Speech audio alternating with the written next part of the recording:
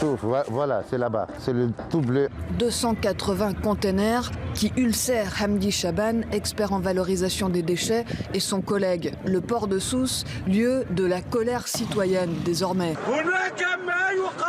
Les habitants de Sousse l'exigent, ces poubelles doivent repartir de suite en Italie.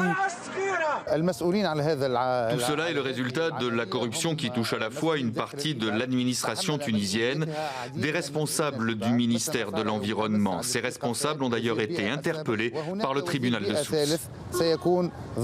Le ministre de l'Environnement limogé, la justice a interpellé une douzaine de personnes pour l'heure. Pour la société civile, ça n'est pas assez. Il ne faut pas se contenter de faire tomber des têtes. Il faut changer tout le système. Le risque, selon le FTDES, l'une des ONG les plus actives en Tunisie, que ces déchets soient enterrés dans le plus grand secret. C'est des mafias qui tiennent ce secteur. On ne peut pas savoir où ces déchets vont aller. Ils peuvent aller dans la nature, dans les forêts, dans les oueds. Partout, il y a des voix qui s'élèvent, il y a des malades de cancer, il y a des piqûres d'insectes dangereux, il y a même des cas de décès, il y a de la stérilité chez les femmes. La Tunisie, dépassée par ses propres déchets, la majorité aboutit dans des décharges à ciel ouvert.